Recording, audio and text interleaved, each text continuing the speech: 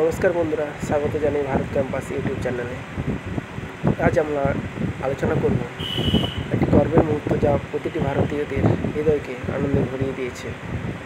সম্প্রতি ইউনেস্কো আমাদের দেশের দুটি অমূল্য রত্ন শ্রী ভগবদ্গীতা ও ভরতমুনির নাট্যশাস্ত্রকে মেমোরি অফ দ্য ওয়ার্ল্ড রেজিস্টারে অন্তর্ভুক্ত করেছে।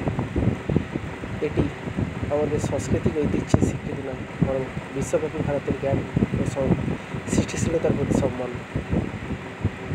গীতা, যা শ্রীকৃষ্ণ ও অর্জুনের মধ্যে এক চিরন্তন সংলাপ, যা আমাদের আত্মার পথপ্রদর্শক।